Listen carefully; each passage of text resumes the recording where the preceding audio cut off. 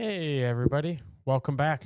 It's been an interesting day getting back into the saddle. Went back to work, did some other things, but hey, we're doing this a little early because I am very interested in the Starship launch. They're supposed to be doing the flight test here in about 20 minutes or so.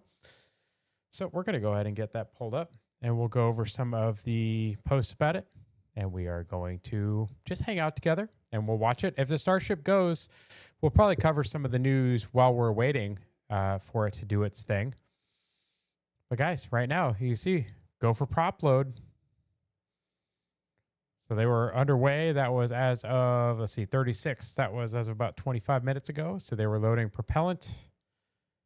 And let's see, we should be able to watch it. T-minus 22. And finally, the infrastructure built to support Starship is referred to as Stage 0.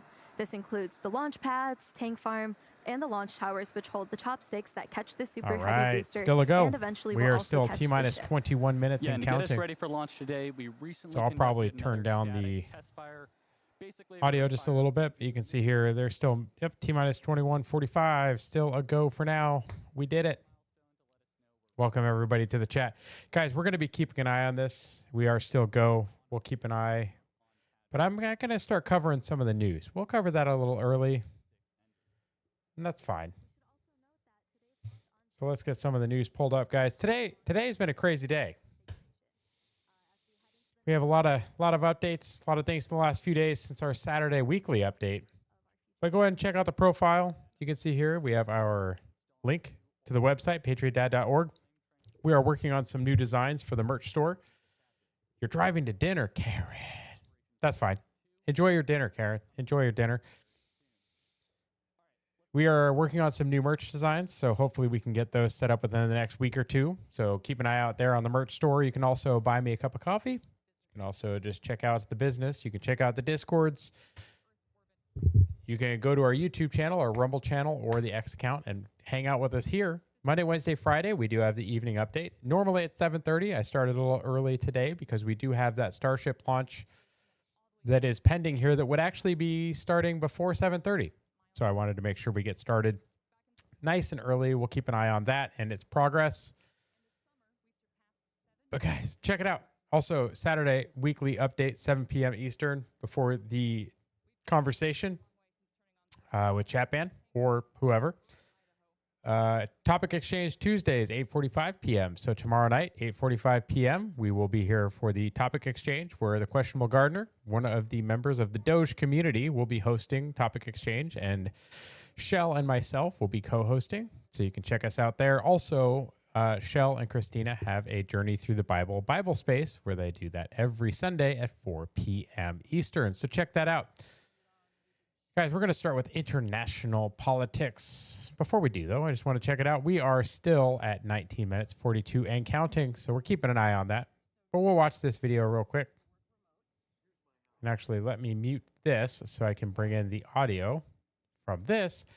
But schools in Ontario, folks, happy birthday to the U.S. Navy. Very good point, Karen. Happy birthday, U.S. Navy. I am a Navy veteran. I try to not think about it too much. But yes, 250 years. Those Barbary pirates never knew what was coming. If you don't know anything about the Barbary Wars, guys, check out the Barbary Wars. The U.S. Navy did a lot of good work overseas. The more you know. Check it out, though. Schools in Ontario are telling Canadian parents they can no longer pack ham or bacon in their children's lunches because it offends Muslims. Asking you not to pack pork in their lunches anymore because it has become offensive to some of the children who are in the class. Some parents are writing emails to the teachers saying that there are Canadian kids showing up with bacon and ham in their sandwiches, and that's offensive to their religion. Just imagine that for a second. It's a school, not a refugee camp. Are you sure? Are you sure that, the Snow Mexicans don't have that confused? They may not understand the difference. It's also interesting. You've seen a lot of postings online of, I don't know if they're real. They might be real. They might not be. Maybe we can get some confirmation if someone can find it in the chat. But There have been signs circulating about people asking them to keep their distance with their dogs because dogs are considered unclean. I would buy another dog and I would send my kids to school with an extra slice of ham and bacon. How about you? The OGFAFO, that's right. Just keep sending them with ham and bacon, guys. Ham and bacon is delicious. You have here Tommy Robertson being reported here on Timcast News. Judge has ruled that live tweeting proceedings in the Tommy Robinson terrorism case will constitute contempt of court for independent and alternative media outlets. The mainstream organizations such as BBC, however, remain permitted to report live from the courtroom. If you don't see this as a huge issue, you aren't following the mainstream media. Right now, they're gatekeeping for the mainstream media. They're saying the mainstream media can report on this. They're going to do so biased. They're going to be very biased. They don't like Tommy. They don't like his conservative message. They don't like pro-citizen messaging. But any independent journalists that are caught live tweeting or,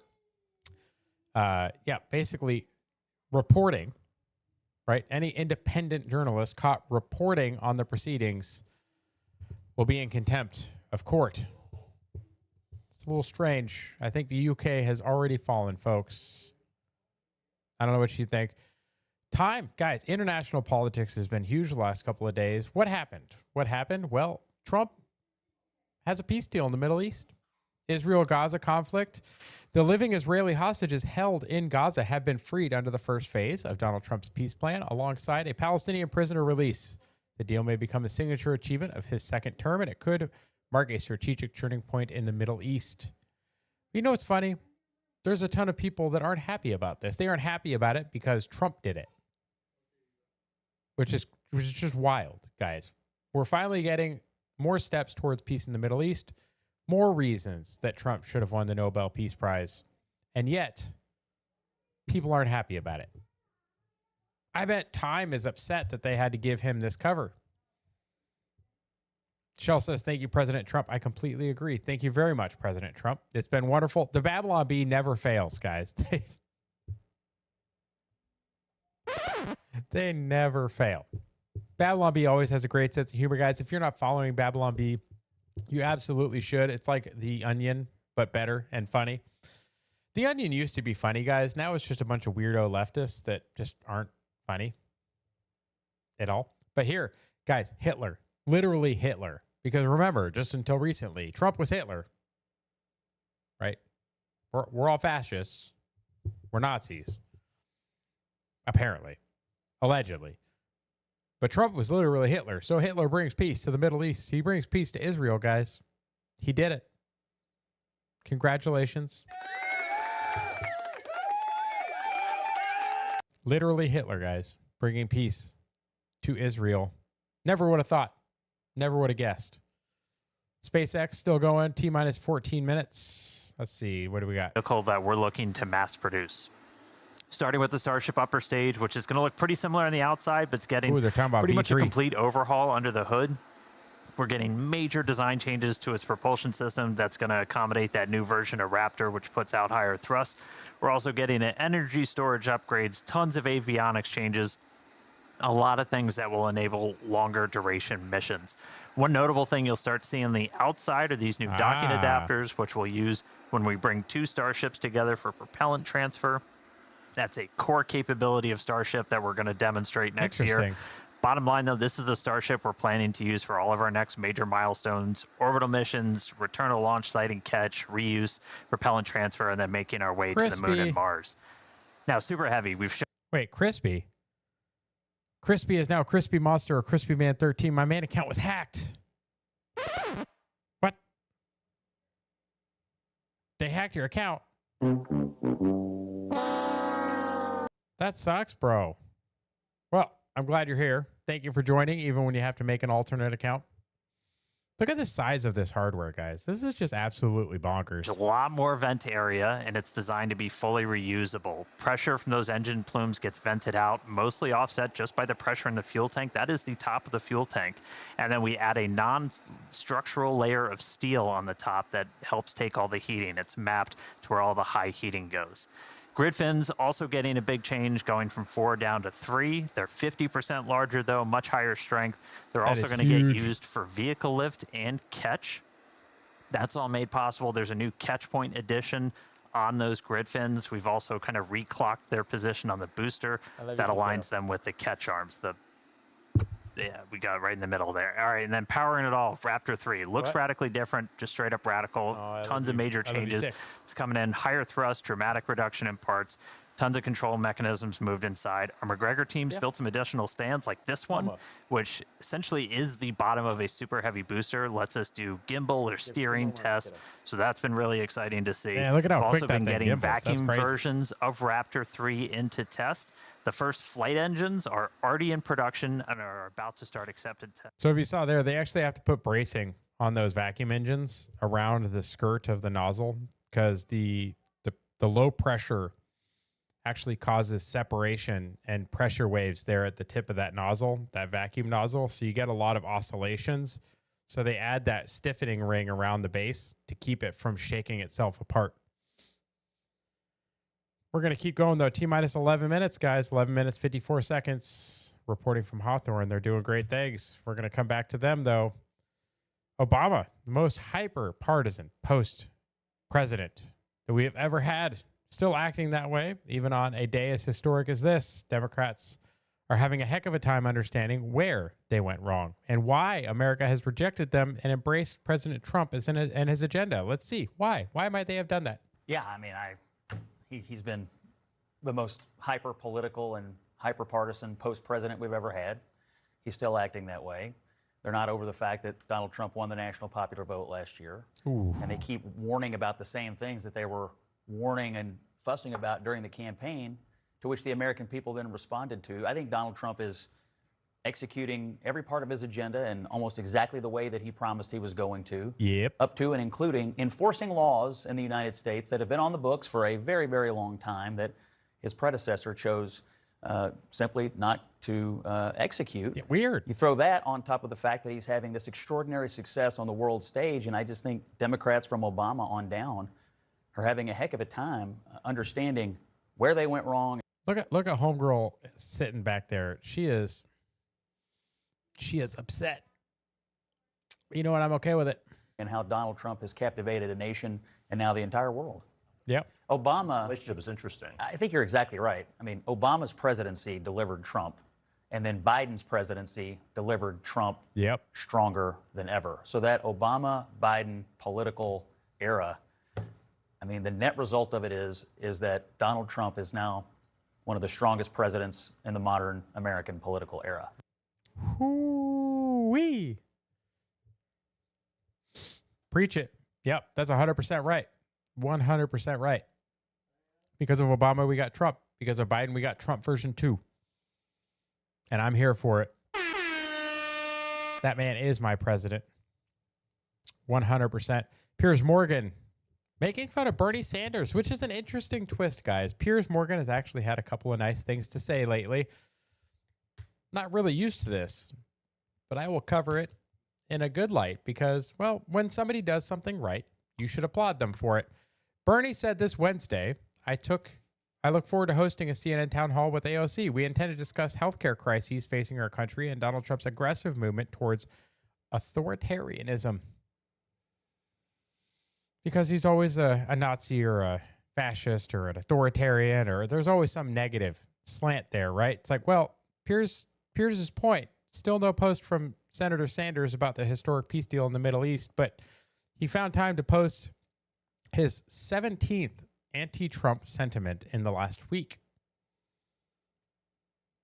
And then when we point out that when things like the assassination of Charlie Kirk happens and the rhetoric coming from the left and the words that are pushing people towards violence, and then they turn around and clutch their pearls and say, no, not us. It's not our fault. The right. You guys need to dial it back. Even Piers is calling out Bernie on this one. 17 anti-Trump posts. 17 in a week. And not one applauding the peace deal. Not one. Interesting. T-minus 8 minutes. I'm keeping an eye on the clock, guys. Don't worry. Still counting.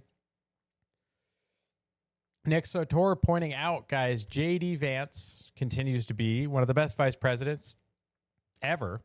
Probably the best one of my lifetime, for sure. I'm 42. But look at this. J.D. Vance responded to Elizabeth Pocahontas Warren after she refused to credit President Trump for today's Gaza peace deal.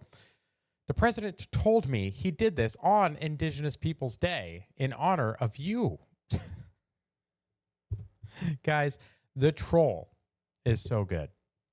He's poking fun at Pocahontas on Indigenous Peoples Day, also known as now, thank you to President Trump and his executive order, Columbus Day, again, Monday, October 13th. By the way, folks, I forgot to say it at the beginning of the broadcast. Happy Columbus Day, everybody. Especially you, Ms. Warren. Happy Columbus Day. Yes, Shell. Love JD. JD is going to be a great president in 2028. I'm looking forward to it. And now Jasmine Crockett hits a new low, declaring that President Trump's drawn Gaza ceasefire, the return of all living hostages, and over 24 world leaders joining Trump in Egypt for a peace summit is just pretending to be the president of peace.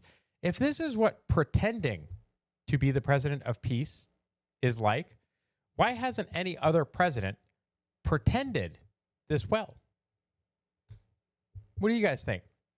Why are the prior presidents so bad at just pretending to be a president of peace? You can see there in the post, raising hell at home and then pretending to be the president of peace is diabolical. Well, I mean, when the hostages are freed and there's a peace summit with, dozens of world leaders and more peace in the Middle East than we've had in a while, why isn't that what a president of peace actually looks like? And then this comment, guys, this Muppet is hilarious. Thank you, Sam. As always, the Democrats are terminally out of touch, and their 19% approval rating proves that they continue to choose the losing side of 80-20 issues, and I'm here for it. I hope they keep doing it. It's going to make winning the midterms possible. It's going to make winning in 2028 almost a sure thing. But don't get lazy, guys. Make sure we're going out and voting. Don't sit on your laurels and assume. And we're going to go over this one last little meme here. Or it's more of a political cartoon or statement in meme form. But Hunter Eagleman, Trump frees hostages, Dems free terrorists. It's a very valid point. We had Kilmar Obrego Garcia, Mr. Uganda man, or wherever in Africa they're sending him now, freed by Democrats. And then we have the Israeli hostages and the Palestinian hostages freed by Trump. Which do you think is better for the world? I don't know. What do you guys think? Let's pull this up. We're at T-5 and counting. Those two stages. After we're fully loaded on the vehicle, the pad itself gets ready for launch. We do what's called pushbacks. We clear all that prop out of the lines in the tower. We're getting close, and the guys. feed Look at system that. back into the tanks to These get are ready our for fill launch. levels. And then right in here. the next couple of minutes, we're going to do our final GNC guidance, navigation, and control system alignment. We're going to arm the automatic flight safety system. And then we're going to do final kind of wiggle checks on the steering for the engines, which we might be able to catch a quick peek at as we get closer to those. If we need to hold, which we are not currently tracking a reason to, that would happen at T-minus 40 seconds. Hell yeah. Built into our countdown, we can pause and wait there for any final checkouts, anything that we need to hold for. Once we pass that T-minus 40 seconds, a number of events will occur in rapid succession. I love to see all this stuff, guys. Like, to me, this is the future, right? Like, we can talk about news that's happened in the past all day. We can recap news. That's fine. But guys, this is the future. This is the stuff that we should be covering. This is the stuff that is going to inspire the next generation to go out there and do hard things, even when the world seems bleak, because it turns out you can just go do stuff. Yep. However, once the water for the deflector system begins Shell flowing says, I'm at so excited. I'm 10 always seconds, in awe of any these issue launches. after Yeah, that guys, would be an this is the automatic scrub for largest the day, as flying soon as we object refill the deflector's ever water created. tanks, as well as And the it's about to get storage bigger. tanks at the tank farm before making Not with this another one. attempt. But version 3 is supposed to be even bigger for Starship. All right, we are coming up on 3 minutes. away from launch. You can see the frost line all the way up. We've just closed out prop load. So beautiful. Onto the ship. Booster coming up shortly. Yeah, in about 10 seconds, we'll finish loading prop on the booster, and then again, we'll have about 11 million pounds of that liquid oxygen, liquid methane on board the vehicles. 11 million pounds of propellant. It can pop up at That's the a last lot. moment or after we pass that gate. We can always hang out there for a couple of minutes if we need to. We do have some extra time. We're not constantly topping off the propellant in these vehicles, so we have about a 7-8 minute window where we can wait for any final issues to clear. We're not currently Absolutely tracking a reason to breathtaking, hold Shel. there. Again, Completely our range agree. continues to be green as we look at sea and airspace, both out over the Gulf and in our reentry zone out in the Indian Ocean. The fact that just 4 or 5 years ago, this thing was like not All even right, a thing. 2 minutes, 15 seconds to go. A lot of things Like on 4 or 5 tap years ago, we were for Flight watching 11. the little Planned to be the tank hopper. last launch of this version of Starship and Super Look at Heavy. this. Once again, we're really focused on getting It's ship just, it's over very to hard reentry. to understand Once the we get to that scale phase, we're gonna of dive in. this. There's a lot of exciting stuff because that's gonna be everything in this happening on our picture way is back so through, big. and down to the ground, hopefully. You can out in see Indian the Ocean. second tower over there, almost complete. That launch tower is going to be the 45. version 3 is going to launch from that tower. Should hopefully be seeing. Got a wiggle? Are we going to get a wiggle? Yep. Wiggle. There's a quick wiggle check. Wiggle. Wiggle. Checking out the thrust vector control, the steering on the booster. We use those inner 13 engines. Doing their one final dance before the big show. I guess that's the wiggle check, guys. And we'll do that one more time after we cross that T-minus 40 gate. All right. There you go. That's what a wiggle check looks like, apparently, folks. All right, range continues to be green. Yeah, you can see the right at the Still very not base. It's tracking very hard any to see in this issues on image, but at the vehicle very, or- very base, it's a tiny little yellow line at the very bottom. That's actually 1 like minute the to go. guardrail for people walking around underneath it. Like, As a reminder, we can This hold thing at is T-minus 40. We're massive. not planning to. see if they hold. Coming up on the T-minus 40 hold. All right. We're through T-minus 40. Nope. Let's no hold. listen in. Flight Director Ty Huntington back in the seat. Take us through the final Flight seconds directors go until for launch. Yeah. Go for launch, folks. T-minus 22.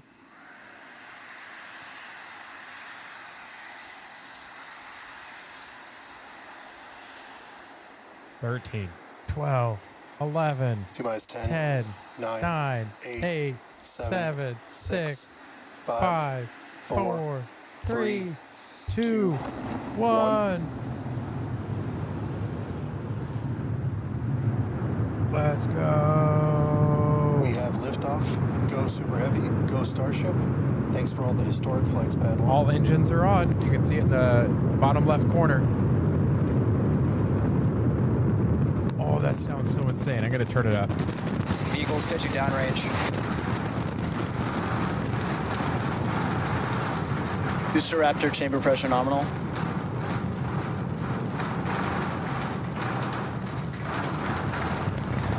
Ooh. Look at that thing go. Already past 600 kilometers an hour. Nominal power and telemetry. All engines still going. All You can right, see we we're are at 3/4 of a tank 45 of fuel seconds already. into Just flight. going. We're still getting the rattle here at Star Factory. We are seeing 33 out of 33 Raptor engines About lit to go on Super supersonic. Heavy as it arcs across the Gulf. Coming up next on Max Q.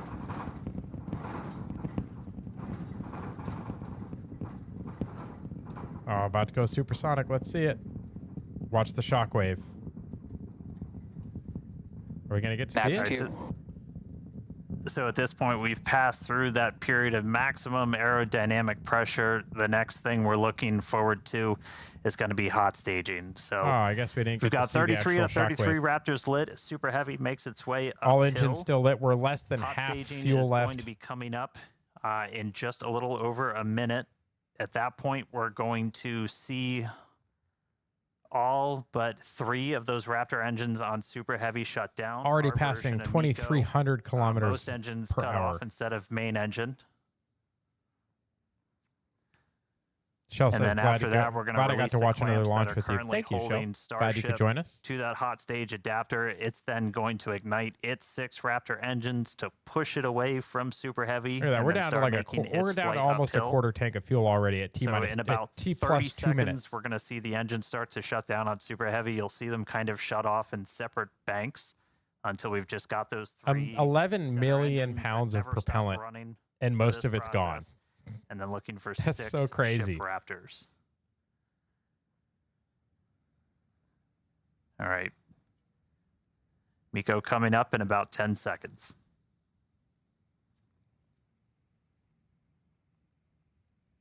You can look at that fuel See gauge the engines there, bottom throttling left. down. Booster engine cut off. And you can see that shutdown sequence. They're down to 3 engines. They're going to hot stage. Ship ignition.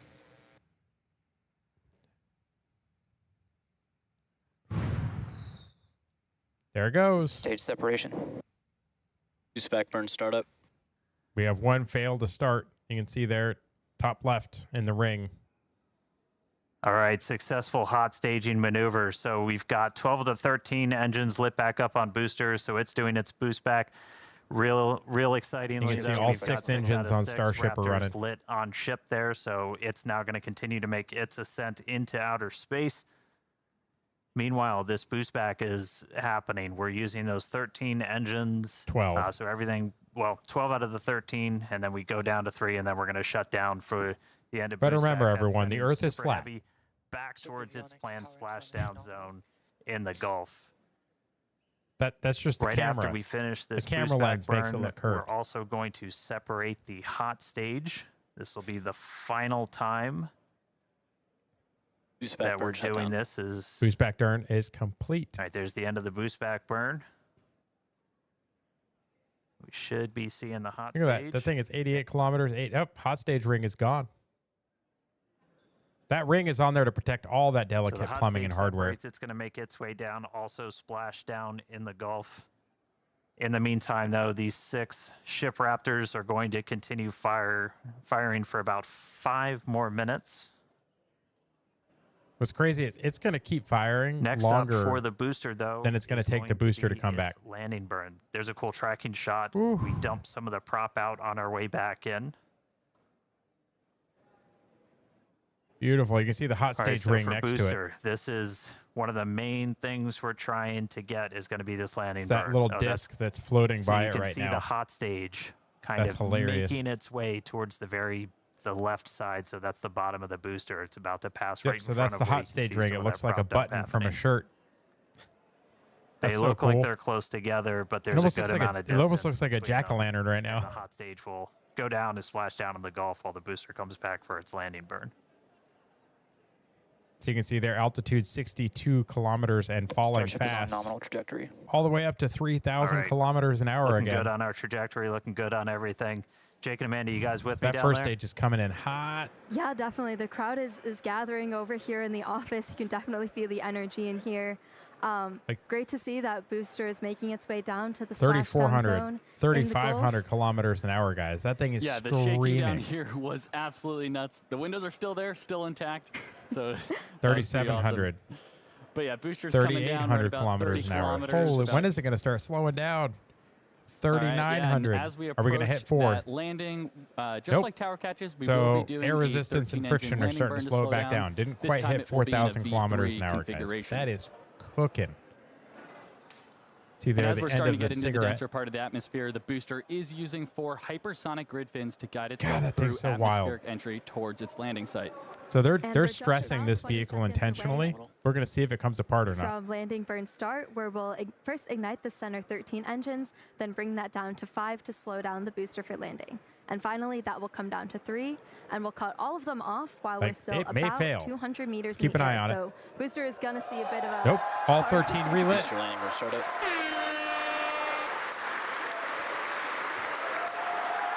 Down to 5. Down to 3. Oh gosh, guys, the hover. Booster landing burn shut down. And now they're just going to let it drop. And there we heard it. Booster landing burn shut down. And now it's just going to drop into the Gulf. 13 to 5 to 3 V3 demonstration. And into the water we Boom. go. Wow. So we might pull it up right after this or during the transit.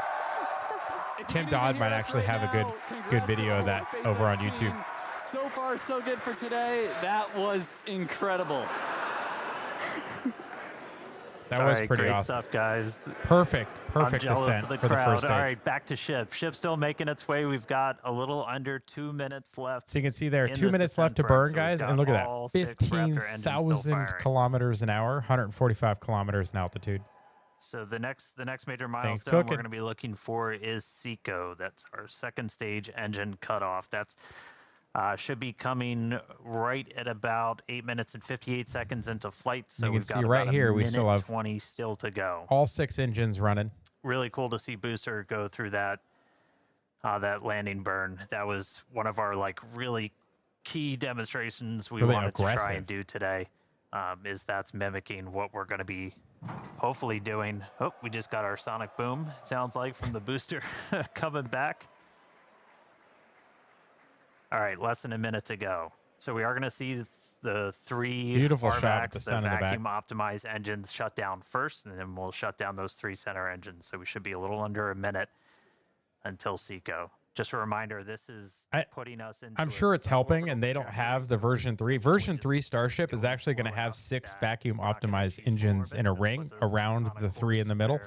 Those engines shut I off. question why they're running sea-level optimized engines in space, other than they probably just need the thrust. But it's not as efficient to do that. So that's probably why they're going for 6 vacuum Raptors in a ring for version 3. That way they have enough thrust, and it's the most efficient use of their fuel.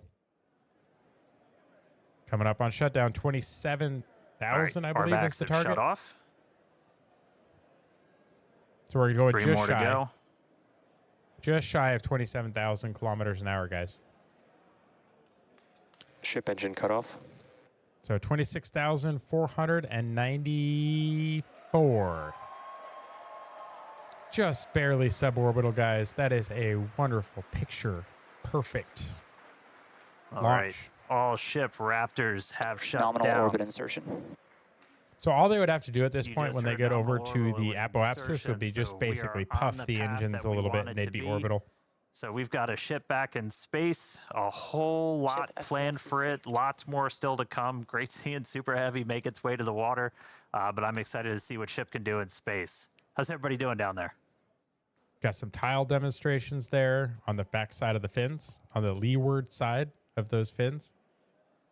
So you can see If them you could hear the moving the crowd fins behind us around. this whole time, people are definitely Guys, happy with how we things did have it. been Shell's turning out right. so far. We totally Also did it. Exciting to see Starship safely in space. God, that was and fun. Super pumped to see all the team's hard work in action here today. I want to listen real quick and Yeah, see we about how guaranteed long it we at the have start of until the the next show, thing. But it has been an awesome day so far. It's crazy. All this has happened in just 10 minutes. All the objectives were met on the booster, including that V3 style landing burn. So now all eyes are on the ship as we get ready for our in-space objectives. But we've got a few minutes until that next milestone, so sit tight, How many? enjoy the views, enjoy the space jams. We'll be back at T plus 16 minutes for payload deploy. Okay, so we have about 5 minutes. Perfect. So I will mute this stream. We're going to minimize that. We're going to go here. We're going to bring up, actually, I kind of want to bring up, let's just bring up this, see if we can bring up Everyday Astronauts feed, because I would like to go back in his feed. Nope, don't care about the ad. We're going to go back in his feed and see if we can see that booster landing, guys, because he has his own cameras. So I really want to see if he got a video shot of that booster coming down into the ocean. He may or may not.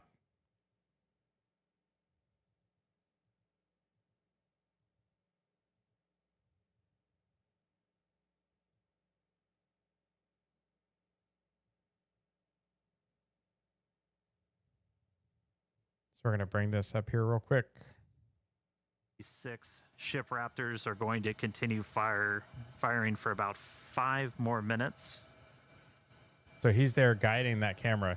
So this is Next his own up camera. for the booster, though, Let's Through skip ahead. atmospheric Ooh, entry here you go. towards its landing site. And we're just Ship about channel 20 pressure seconds away. nominal.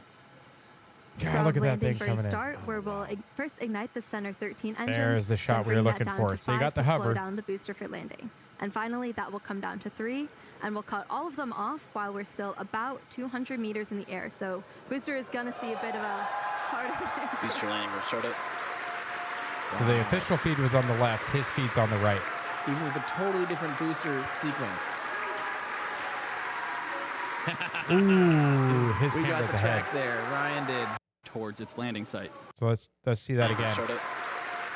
So his cameras are more live.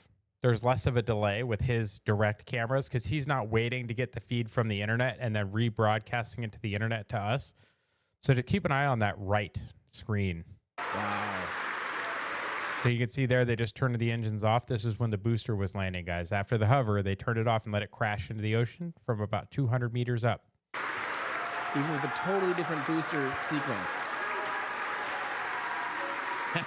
Boom. Yep, that's what I was looking for, guys. That is awesome that we were able to catch that. Thank you. Everyday Astronaut, guys. If you're not following him, you definitely should. Everyday Astronaut, folks, check him out. We're going to get into, while we wait, we will get into some domestic politics. Going to cover a couple of stories. You have Questionable Gardener here reporting for us that Maryland efforts have uncovered $990 million in possible waste. Let's go, Wall Street Apes. Maryland Inspector General for Education estimates over the last 6 years, Democrats, not surprised, spent over $990 million to educate students who couldn't be accounted for. They weren't in class. This sounds like $1 billion laundered. The funding of missing students. Let's watch it. This letter, written by the Maryland Inspector General for Education, Rick Henry, is eye-opening. It's very alarming. In his letter, Henry includes this chart, which shows the number of instances where students were labeled whereabouts unknown going back to 2019 and including an estimated number for 2025. The official 2025 state number has not yet been released. Interesting. Henry then multiplies the cost per student average for each year by the number of whereabouts unknown designations and estimates this issue could have cost taxpayers nearly $1 billion over the past 6 years. Because you got to remember, when a teacher marks you as absent, the school is not going to get paid for you being in class that day. So if your whereabouts are unknown, but they're marking you as there so that they can get paid, that's fraud. The funding of missing students, Henry says, is correctable if the state legislature is willing to adjust the funding formulas by counting enrollment more often. Yet they won't. They have no incentive to. It's absolutely crazy, guys. We'll check T-minus 15. We're at basically 1 minute, so we're going to head back over here, guys. Yeah, the fact that we have almost $1 billion in one state, you could just assume that's happening in every state. So that's $50 billion. Probably more in states like California. Got to keep that music turned down while they're idle. But yeah, guys, so if a state like Maryland is $1 billion in waste, potentially, or fraud on students that aren't really in class, what do you think a state the size of California is doing? Or New York? Or Chicago? These cities, these big cities. I know New York is a city also. I know Chicago is a city. Okay, calm down. But what do you think these really large Democrat cities are doing? Do you think they're doing the same thing? I bet you they are. Allegedly. It is my opinion that they probably are. And if they are, how many billions of dollars have been wasted that are taxpayer funds? That's going to start once we get the payload door open. That should be happening, or at least starting within the next minute or so. It's been a really cool flight so far. Ooh, nice shot. Quick look inside the payload. We've got 8 Starlink simulators getting ready to make Doors their way on the right into side. outer space. But it's on this side, right about the great middle. flight so far. Booster able to make it all the way to its splashdown and landing burn. We should see it go so open. That was really exciting to see. We got ship on orbit, nominal orbital insertion, so right in the money with its trajectory. And now we're ready to start tackling a couple of And you can see in-space there's kind of like a objectives. hazy So cloud in the air. next So up, we as soon are as that door goes currently open, you're going venting to see down that all the get sucked nose out cone, that essentially opening. the So keep payload an eye area out. of Starship as we get ready. Once those to open up gases this start payload moving, door. it'll be very We were able obvious to that do that this door is open. successfully for the Because very all of that first residual time, gas that's in that nose cone on is going to our go. There it last goes. Flight on flight 10. Door's going open. Got the light. Hal got ahead of me. Looks like he's opening up the payload door already. Nice camera shot. Oh, guys, this is so fun. Thank you for those of you that are here. Make sure you're posting out the live stream. See if anyone's not in the official stream, they can come hang out with us. All right, looks like we got the So door post out the live open. stream, please. Door's open. You can see there, it's kind of like a little half moon shape. This side, right in front of that tray looking thing that's actually the apparatus and the Starlink simulators. All right, so payload door is open. Next up, going to be to start deploying these Starlink simulators. Let's go. See if we can do it without bouncing They one are off of the roughly opening. the same size as the V3 Starlink satellites that Starship's going to be carrying. That's going to add During the pretty last crazy launch and capacity. We'll test run that we through the live numbers streamed in a little together, bit. we did see that they We were able to ricocheted do a this couple for of the very them first off time of the ever opening. on our last flight, and so this will As be trying to another eject test. something We in made a 0 couple or of tweaks microgravity to is the actually pretty rails, difficult because the for last thing deploying this touching it based off and of what nudging we it saw last time. is going to give it But an excited to angle. see these get out the door. Our next So you have to be iteration very of careful Starship's also and gonna at have the like a how more you push powerful on something Pez. in microgravity. It's going to deploy these at a little bit faster speed, but Faster. looking to see our next demonstration of this. Hopefully in the next couple of seconds, we should start seeing them move out the door. I was going to say, if they go any faster, they're going to get it wedged in the opening. I mean, that view on your left, so you're basically, that would be if you were Keep an eye sitting out. at the very top of the nose cone looking Should be down. here coming so soon. There's kind of a short stack. There's 4 on either side, so 8 total. When we start flying Starlinks, for their actual deploy missions, we're going to be carrying stacks of about 60. 60? So much larger stack once we start flying these operationally, but still doing a little bit of a short just for. So you can see the for this payload rails, deployed today. they're quite tall. So there's definitely a lot of room in there to stack. Oh, there it is. It's moving. The stack moved to get into deployment position. Looks like we got a little bit of movement there, Dan. We got movement. We got movement, guys. Keep an Coax eye it out. out. Get it moving, Jake. There we go. There we go. All right, first one going out. Just, come on. When they let it go, is it going to keep going razor straight? Oh, not bad. Did not bounce off the opening. All right, reset the launcher. All right, first one's deployed. Getting ready for the second one here. We do a little reset back to the center position.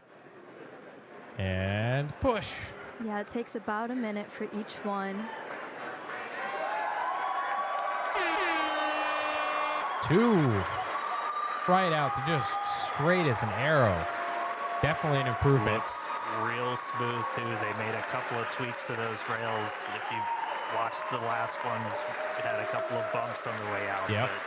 but Let's see if they moving out keep that super up. That clean looked this real time. good, guys. Yeah, and as noted earlier in the show, but definitely worth repeating, Starship will deploy Starlink's more advanced V3 satellites, adding 60 terabits per second of capacity to the network per launch. That is- so that's 20 times more than Each each Falcon 9 satellite's a launch does terabit? today. That's Just crazy. incredible. Let's go. We can do it. Oh, nice. Unlatch. And anybody and that's go. been following Starship, you know Starlink's kind of the MVP for these flight tests, where it's not only giving us Come on. the views we're seeing right now, but also just real-time data through every phase of flight. So we've got a couple dozen cameras on Dude, that's a Starship. super We've cool also got mechanism. a bunch of cameras spread across the globe, including out in the Indian Ocean, where we've got our fun buoys floating. There goes another one.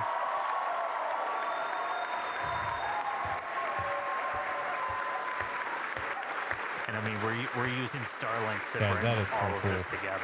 It's our drone shots you see here from our Reset great to team the down middle. here at Starbase, all connected. So Starlink not only giving us cool views off the planet, but also on the planet, help bring everybody along for all these Starship flights.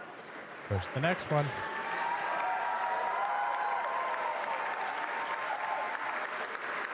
think that's number 4. Somebody check my Nice. math.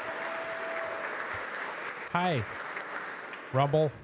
Welcome. Rumble 886-701-109933. Okay, we've got Welcome to the 4 chat. Starlink terminals on the outside of Starship. He uses that to Guys, talk this to is the just super fun to constellation. watch. And through that, Starship we actually get launched, about so here we are 120 going over megabits of Starship. bandwidth for our downlink. That's And when we have little breaks, we'll go over some all news. of our telemetry. So, So it's thank you for not joining just us. giving us these cool views inside. I but it's appreciate giving you. all Make that sure you share out the engineering live data in stream, real folks. time, including reentry when normally a plasma layer builds up and blocks you out. Couple more to Starlink, go. Looks like we have powerful 3 more enough of a stats. frequency that we're able to kind of punch through that and still get that live view.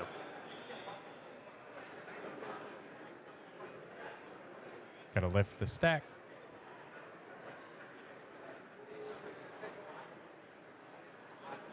That is a really cool mechanism just to watch.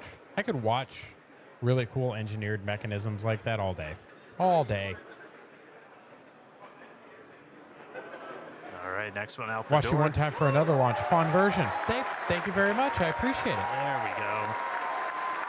Oh gosh, guys, this is so fun. 26,312 kilometers per hour, 192 kilometers in altitude. Guys, the nice thing is the Starlink simulators are following the same suborbital trajectory tonight as Starship itself, so they are going to re-enter right behind it, which is great. Another simulator out the door, folks. These launches are looking so smooth. So much of an improvement over the first one. I appreciate the kind words, though. Thank you very much. Right. Today, Starlink serves more than 150 countries, territories, and other markets. You can with also over see 7 down million here active the customers orientation in indicator that this thing is Meet the global actually growing like demand for high-speed sideways internet, in its SpaceX orbit. expanded its factory over in Bastrop, Texas, which is just outside of Austin. It's and pointed also almost introduced north. Starlink Mini, as well as an upgraded version of the Starlink That's standard super kit. cool. Next satellite going to get released from the stack. Yeah, and one thing to note about this satellite deploy is that Okay. they will be following the same suborbital trajectory of the ship. Oh, who just said that? Sats will not be going in orbit. We do expect them to burn up on reentry. It's almost like I've done this before. Yeah, that's their normal plan, guys. All right, couple more to go. They are still not certified to go orbital, so everything they do during these tests will be suborbital. Deploy in the dark so we get those re-entry views for the daytime. Guys, still butter smooth. Let's see, hopefully we don't ricochet one. Still going straight, still going straight. Very nice. Whatever adjustments they made definitely seem to be working.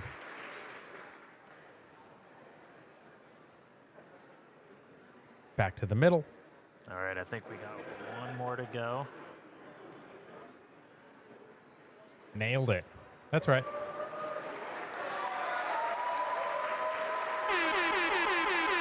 Guys, this is huge. Huge. Okay, that one had a little bit of an angle on it, but still cleared the door without hitting. Success. Great success. Love to see it, guys. That's so cool. See if they get the door with closed. payload deploy complete, Starship will now close its payload door and continue to coast around Earth to the Indian Ocean. Then we'll see how long we still have. a ton of major events to come today, including Raptor Relight at about T plus 37 minutes. Okay, so we have about 12 minutes. We're going to get that door closed. What do you think, guys? That will be followed by atmospheric reentry and splashdown. Door's closing. So with that, we're going to go on another quick coast. Let's keep an eye on it. Is it an optical illusion? It seems like it's closing, but I can't tell. Absolutely awesome. Indeed, Shell. Indeed. USA. USA. USA. Yep, there it goes. Door closed. Love to see it, guys. Love to see it. All right, we're going to turn the audio down on that. We're going to go back to the news. So we have about 10 minutes. We have a couple of minutes. We can watch this video. Timcast News reporting. We have the Roseanne Barr show, which Tim Pool was on just the other day. We're going to elect Trump. F you. Donald Trump's election was the working class's revolt against the uniparty's control. Let's see what Roseanne has to say. If you don't follow Roseanne, you should. If you don't watch her show, you should. Her episode with Tom McDonald was amazing. So many good episodes, guys. Check it out. The left is a bunch of billionaires who, have their favorite courtier class who live in the big cities and have, $200,000 apartments that they live in with their cushy jobs, for which is basically just guardian. Send me Elon at SpaceX. What are you trying to do in the middle of my clips? Guarding public opinion so it doesn't turn against the billionaires. And then their token clerk class. Also, welcome to the chat, Mr. Gardner. Total goofball. Well, yeah, of course he's a goofball. Have you seen him? Have you seen him? He's more autistic than any of us could ever hope to be. That's that they pay not so well, but not so bad, so they can just, barely make it. And they can point to them and go, look, here's our voting slave class, but we'll call them consumer class. I think that was true until 2008, maybe. And so where it really took... Well, then it changed with Obama. Then it was, these are our street gangs and we're paying them. So what I think happened is the real profound switch was the election of Trump. Trump does not, in my opinion, represent the billionaires who want No, I'm just saying the left. And now... Right. Agreed. But it was a working class that went, this is bullshit. We're not ever allowed to, gain wealth, build wealth on the left. We're going to be this permanent subservient class to billionaires, donors. Yes. And so we're going to elect Trump. Fuck you. That's what it was, is a big fuck you to. It's hard to argue with her. It's hard to argue. The Democrats. And, they got Trump and the Republicans. Huh? And the Republicans. Yeah. Yeah. The uniparty, guys. I think it's a working class movement. It's a grassroots. Trump is the result of the working class waking up. Mm-hmm. Agreed. I think that before Trump, the Democrats and the Republicans were the same thing. Yes. Yeah. And then what happened was... Clinton proves that. Right. You had the Democrats and the Republicans where they disagreed on most nothing. And they did what you said. They created division just to give a false idea of you can choose this side, you can choose that side, but it's never changing. Yeah. And basically, we got the same outcome, regardless of who got elected. It was a class war. It was a complete class war. The Middle East was still on fire. South America was still full of drugs and regime change. Nothing changed. And then what happens is Trump gets elected, and we see the Republicans join the Democrats. Mm-hmm. Yeah, exactly. And now the left, as we know it today, is actually the old uniparty system from it is, absolutely. Pre-Trump. And the right, they call it the far right because they need a way to make it distinct from the old system. Trump represents the working class populist uprising. Yes. And the Nazis, the authoritarians. Democrats represent the machine state of the neocons and the neolibs from 20 years ago. That's right. That's so exactly they've got right. billionaires, they've got financiers, they've got intelligence agents, and Trump is winning. He hasn't won, but he's winning. Yeah, and that's the key, guys. He's winning. Don't get lazy though, guys. He hasn't won. We're just winning. It's a good point though. Gardner says he sent. Let's see. Gardner. Why can I not ever find your DMs? I can never find your DMs when I'm live, Gardner. Hang on. Give me a second. Go from there. Go to there. Go here. Where did you send it, Mr. Sir? I'm looking, Gardner, and I do not see it. Where did you send them? It said, sent me Elon at SpaceX, but where? Where did you send them? Oh. Nope, still not seeing any new DMs. No new DMs.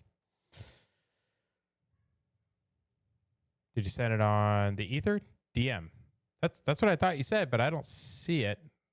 You watch on Rumble, so I can scroll back and watch it 1.5. I'll catch up to you later. Thank you very much for showing up, Rumble. I appreciate your support.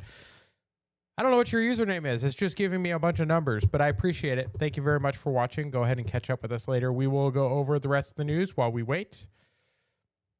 You know what? I'm just going to hit refresh. How about that, Gardner? Encrypted extra. Oh, that chat. Okay. Those. Gotcha. Not a meme, kinda. Is this where you've been sending me all of the memes? Oh my gosh. Okay. This makes a lot more sense. Oh, I missed this because I came over to do my own broadcast. That's hilarious. Hang on.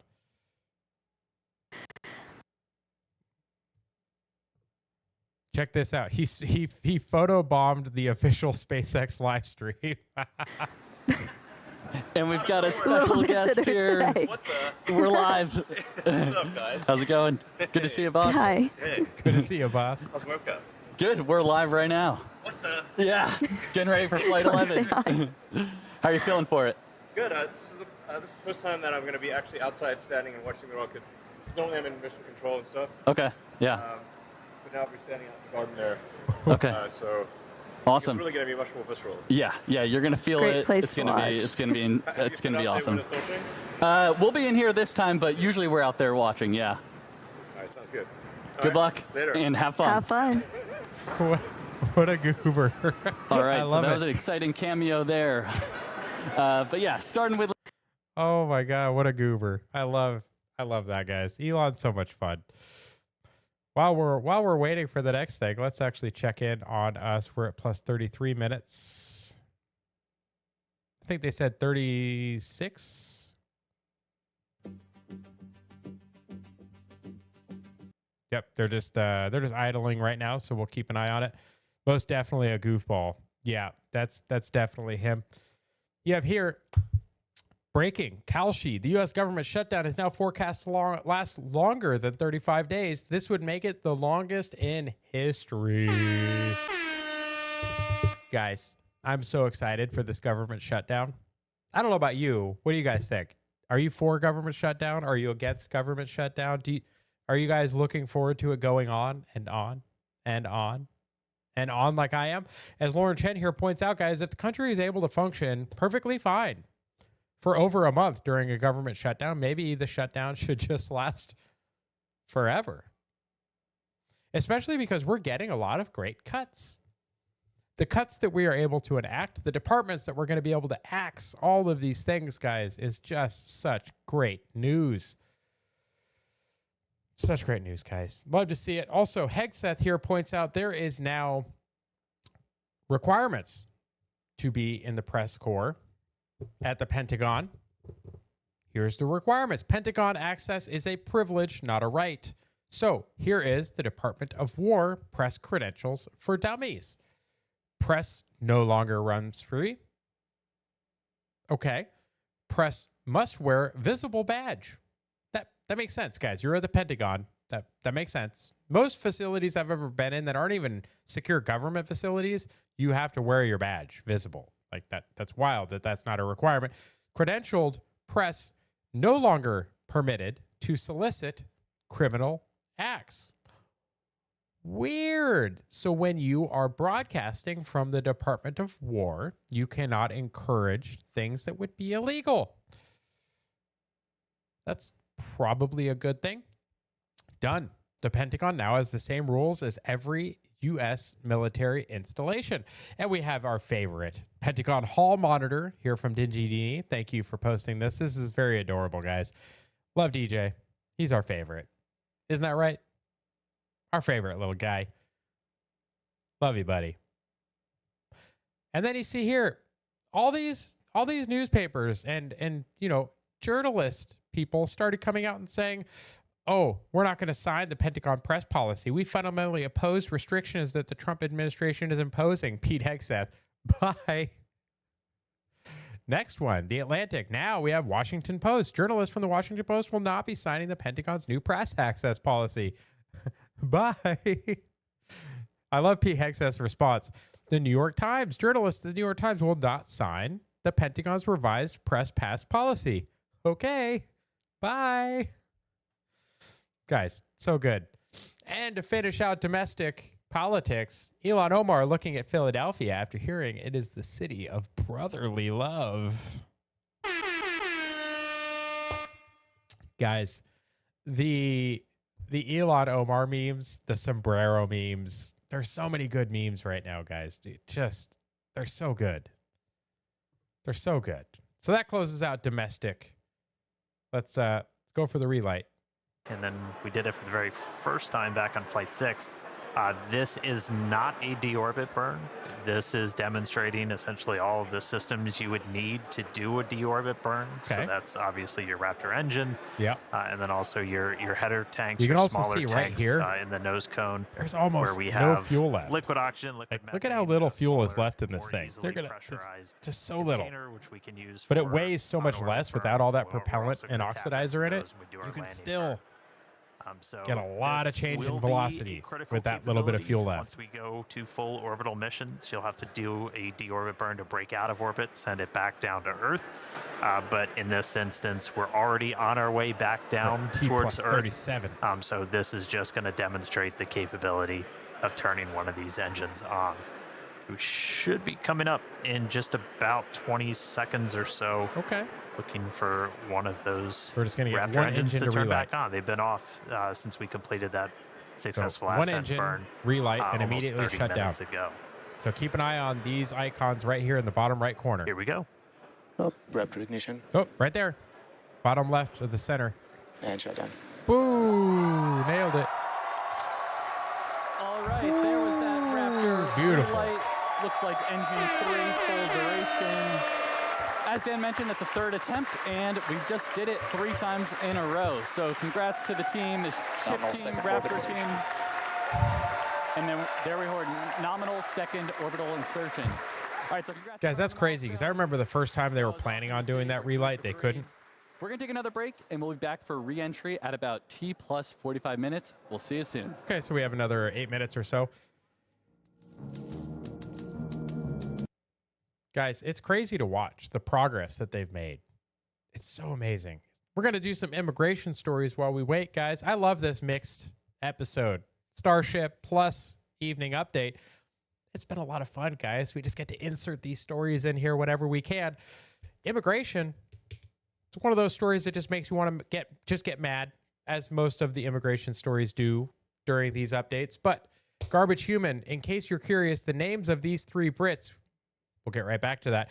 Daily Mail headline, woman 28 gang raped by 3 Brits. This is like the Maryland Man epidemic, but the Daily Mail over in the UK is also doing the same thing. So, attacked by 3 Brits, was bitten all over her body during a 2-hour ordeal at a Croatian beach hotel. So these Brits, folks, as Garbage Human points out, their names were Ami Arifi, Gezim Khafa, and Saqib Shakibi. Those sound exactly like traditional Anglo-Saxon British names, don't they? God save the king. Yes, guys. 3 Brits. Guys, we have to stop this stuff. We have to stop this. It's crazy. Pro-crime politician Governor Pritzker has repeatedly lied about the brave men and women of federal law enforcement, so watch the DHS set the record straight. Let's go. Actually, you know what? I'm going to do this one at the end because I'm probably going to have to turn off YouTube because most of these videos have a lot of music. So many of these stories lately makes you sick and mad. Yes, it does. It absolutely does. I'm going to go ahead and move that story to the end because we can't watch it with the music. But Democrats have also been caught sharing this video. You might have seen the video on the left where they were claiming a 6-year-old was being detained by immigration. The only problem is it's not a 6-year-old. It's a 27-year-old woman, and it's not immigration. It is a Clark County, Washington Sheriff's Office vehicle and sheriff. So let's just watch this real quick. Fake news. So right here. Does she look 6? She doesn't look 6, does she?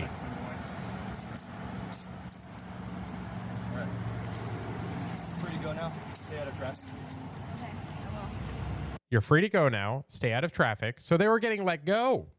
Oh, wait. I got some stuff. 27-year-old woman, folks. 27-year-old. Fake news.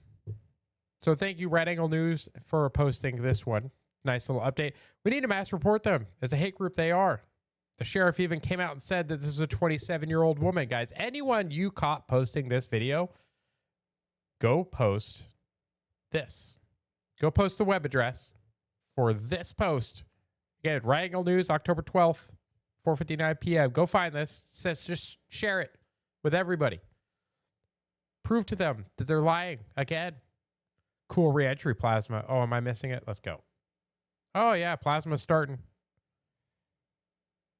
Very nice. Almost last story. Last one, and we'll get right back to the plasma, guys. Oh, the immigration meme.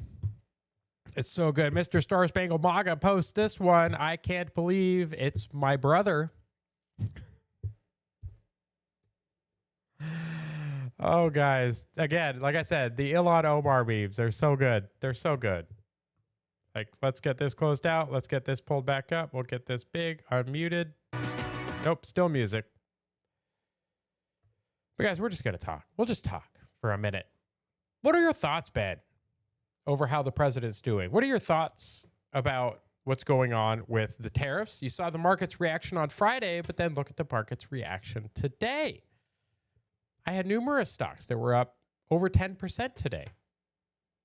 They were down that same 10% on Friday.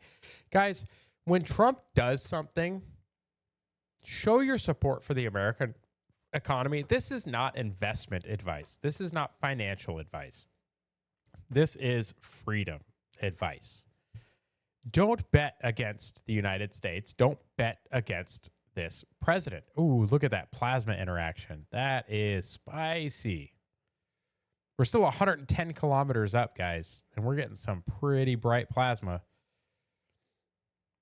You can see there we're still 26,759 kilometers per hour and going down. He's doing an awesome job, best president of our lifetime. That's my thought.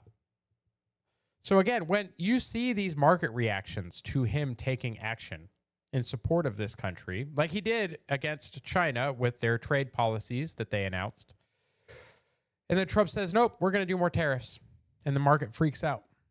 When the market freaks out, guys, that's things going on sale. Again, this is not financial advice. I'm not telling you how to invest your money. I'm just talking in generalities. But when the markets give you opportunities to buy things at a discount, and then you can use that money to show your support and vote for the success of this country, you should take advantage of it if you can. I did. It turns out pretty well. Now, it may not always turn out right for you. Make sure you're looking at the right things. Make sure you're investing in things you've done your own research on. I'm not going to tell you what to do with your own money. That's for you to figure out. But you should learn how these markets work, because everybody that complains about the capitalists, everybody that complains about the rich people and all that, guys, unless you're in Congress and you're doing insider trading, these rich people aren't doing anything that you can't do too. They're doing the braking maneuver. Oh, God, they're like vertical. Look at the orientation indicator. So they are supposed to be doing the sideways braking maneuver, right? I mean, they're not really slowing down, but they're not accelerating either. So if you look at the orientation indicator. Okay, music's gone. The show has already begun. You can see plasma starting to build on the windward side of the rocket there. And, reentry is a critical phase of flight, and we need information on how the ship systems perform. Reentry is also extremely demanding portion of flight because we need the ship. The fact that a few years ago, if you had told me that we would have live, like, basically 4K views of reentry plasma around an object live, I would have been like, you're high. No way. And, of course, Starlink is a big part of that this. That flap is looking in really good shape. And also letting us gather as much data as possible, which, again, is really the main reason why we do these flights. And the view we have right now is actually a really good example. As we mentioned at the beginning of the broadcast, we have some tiles on the leeward side of the flaps here, and we have some different mechanisms, some stud out, basically to see if these tiles will hang on. And, we can see already here, it looks like we kept most of them, but I think I see a couple there that are no longer there. So yep, a couple are missing. The thermal team is definitely going to be digging into that and taking that data to help us iterate on V3. So yeah, Starlink provides us with one more path to collect data and help us rapidly iterate Starship's design. And if the ship does manage to make it all the way to re-entry, we'll collect valuable data on the spacecraft flying through the Earth's atmosphere at hypersonic speeds, or more than 5 times the speed of sound. 90 kilometers. Re-entry is typically a portion of flight where we don't have communications with spacecraft because it's re-entering at or around orbital velocity, which is roughly 8 kilometers per second or 5 miles per second. At those insanely high speeds, the spacecraft moving through the atmosphere creates a plasma field around the vehicle. Yeah, and that blanket of plasma distorts communication frequencies, so it's not uncommon to experience brief blackouts in communication. A little bit of chipping. All right, so big picture like overall, here, Starship is designed those to tiles land still look on really good. Mars where there are no runways or other humans to help out. So that means we need to do over a Madagascar propulsive landing instead of a more traditional means like parachutes, which is what our Dragon spacecraft uses, or a runway like the Space Shuttle. Propulsive landing enables more rapid reusability. Now, as the ship makes its way back to Earth, we should start hearing some callouts when we hear entry max heating and entry max Q. That means the ship has made it through the maximum heating and aerodynamic loads it will experience as it returns. So if it makes it through all of those, that's a pretty good sign that we're doing well. Yeah, and we heard flaps have control of the vehicle now. Ooh, okay, there's a great shot there. You're starting to see the plasma build up. Ah, that's so pretty.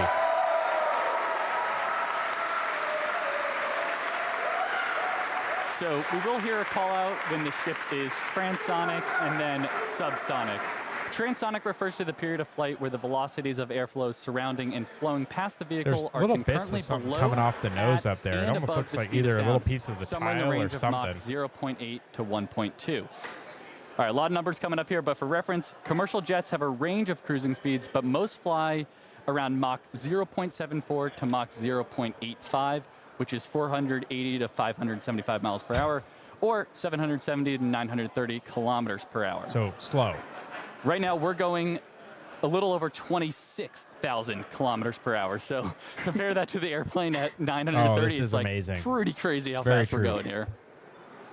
It's so beautiful, All right, and after guys. we hear the call out that Starship is transonic, we should hear the call out that Starship is subsonic. Nature is lit. Subsonic, of course, refers to the speed that is much less and than the Elon speed of sound. is So at doing that point, amazing the ship's velocity will be starting to slow down, and we'll be looking a little bit more like some of our suborbital flights from, at this point, almost 5 years ago. Yeah, so re-entry so far is looking pretty good. You can see that plasma field. Also, again, with those missing tile experiments, especially, we're putting the ship through a lot today, but things are looking pretty good so far. Yeah, we're looking good. I do want to remind people that we are pushing ship to the limits. Yep. We've done a lot of these missing tile tests. We did it back on Flight 10. Every time we do it, we throw something new and the ship makes it through. This time, we're really pushing it. We've removed these tiles. And guys, we have a lot of re-entry to go. We're still at 75 kilometers, but tiles that have look at the condition of those aft flaps. Protection underneath. So there's essentially I don't know just what bare improvements they steel. did, guys, but it's, to me, it looks like it's doing a lot better right now. Oh, It's one of the heat of re-entry. what was that? And so do What is not happening be with that plasma surprised interactions up if there? this is not a very smooth flight on the way down. But again, this is intentional. We are trying to find what are the limits. I think for they're ship. rolling How it. resilient are we to these That was different spicy. issues that could pop up? If we lose a tile anywhere in the vehicle, we want to know what that ultimate impact is going to be. So we've got a couple missing. We had a bunch pulled over the primary fuel, the LOX tanks, everything. This one we've got a Like I was tile just saying, missing those right flaps on are looking great, but God, whatever they're that's doing gonna on see this some of is the highest really getting temperatures during spicy up this there at the front. re-entry, and there's just bare steel right underneath it. So we're going to see if Starship's robust enough to pull through that.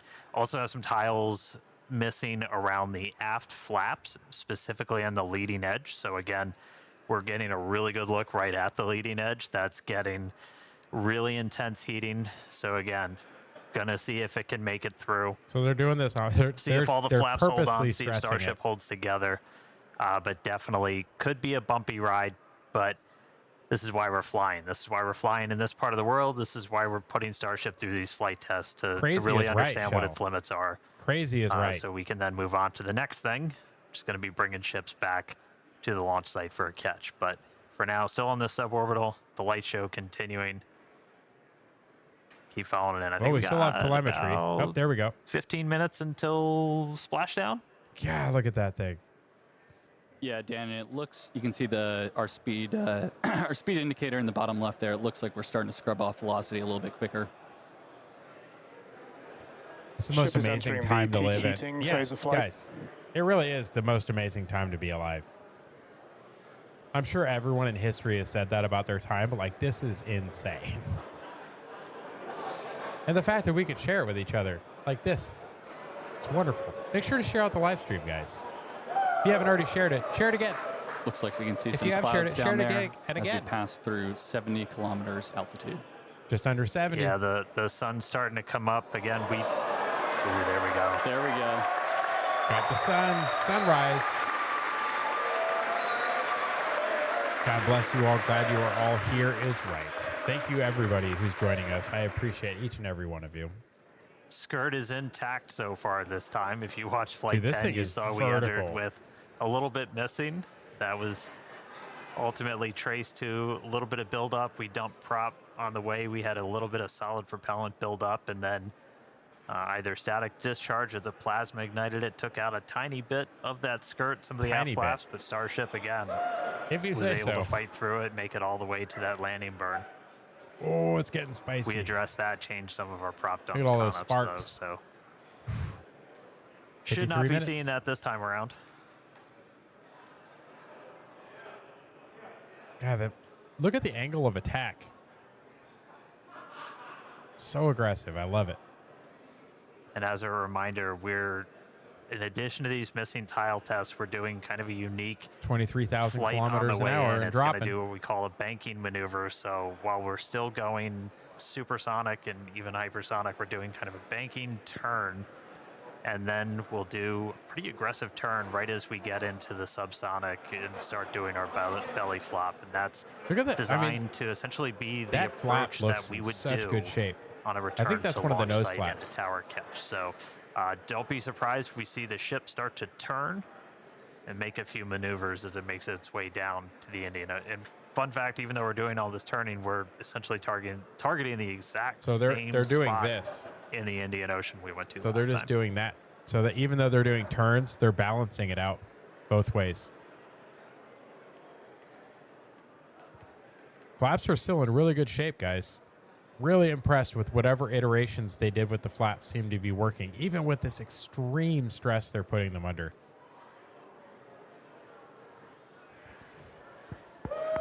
Remember, guys, the Earth's flat. I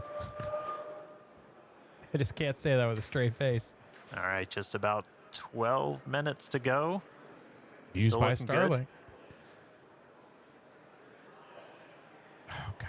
That gives a pretty good view of those aft flaps where, again, on the leading edge, I think it might be on the one on the other side, we had some tiles removed with no backups behind it. So, again, we're really trying to stress some of the most sensitive areas around Starships, where basically if you lose a tile, it's the worst possible spot. And if we're able to make it through this, then that tells us quite a bit about just how resilient this vehicle is. Yep. I would say they built this thing very well.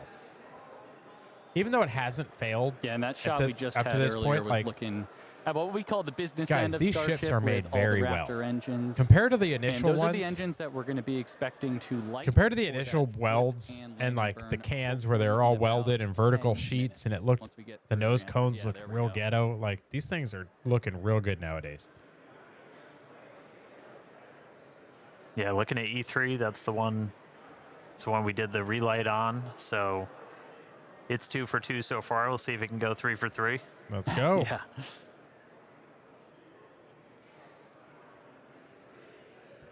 Just going to be passing 20,000 kilometers per hour, only like 25 times the speed of a jetliner.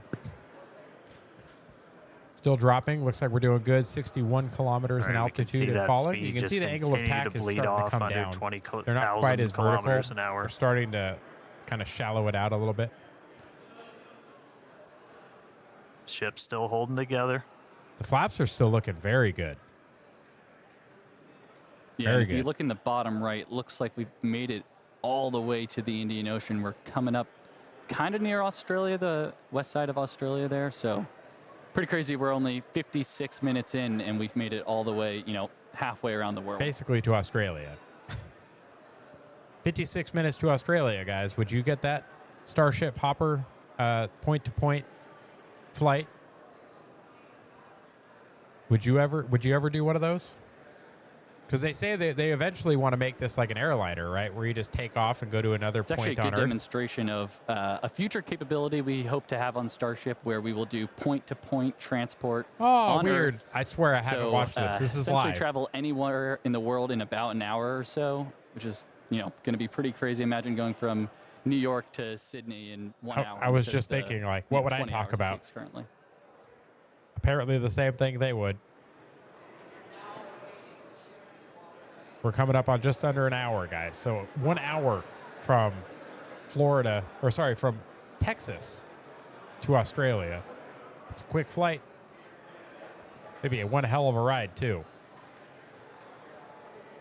55 kilometers and dropping 17,000 kilometers an hour. Scrubbing off pretty quick A now. reminder, so this camera is... Oh.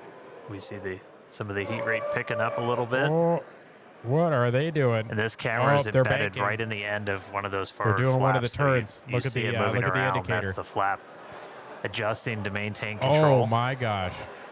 Looks like we're getting into our bank maneuver. Oh, at 16,000 kilometers an hour, we're going sideways.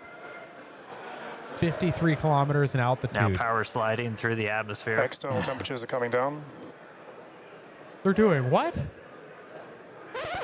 They're coming down? Are you sure?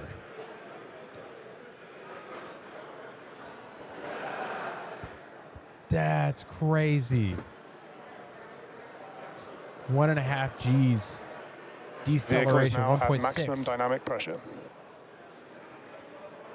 1.6 G's of force going sideways. 1.7. They're going to straighten it back out. All right, that was basically our reverse max Q. So most aerodynamic stress that it's going to see during reentry, we just 1.8 passed through Gs. it. So we're past that. We're past peak heating. This thing is slowing down quick. Ship's Look at still that, holding together. 13,000. Coming up on 13,000 kilometers an hour, 50 kilometers So we're an currently altitude. in this bank maneuver. We're going to see it kind of roll over and do a pretty significant shift as we get down closer to the subsonic speeds. Guys, this is crazy. This has to be the most aggressive turning and stuff Yeah, and they've that done bank yet. maneuver that Dan's mentioning is all in part of us to learn about the guidance, navigation, and control for return to launch site missions. Okay. So in the near future, we're hoping to return the ship back to the same pad we just took off on Makes 59 sense. minutes ago, and we've got to do some of these pretty dynamic bankings to make that trajectory work out. Ooh. Looks like, is that a fold in the metal there just above the flap? Looks like it buckled a little bit. All right, the light show kind of calming down as we're starting to move 10,000 into the lower kilometers an parts hour. of the atmosphere. We should hit transonic, so hitting that transition between moving faster than the speed of sound and below the speed of sound in just about 3.5 Improvements from the minutes last after flight. launch. So we should be just about 6 minutes The away fact from that this that. thing- You can see The fact that lots this of thing is daylight. in as good a shape as it is right now is Everybody cross your amazing, fingers, considering see those if two our bank range team maneuvers. was able to get out there and provide any surprise views as Starship makes its way down.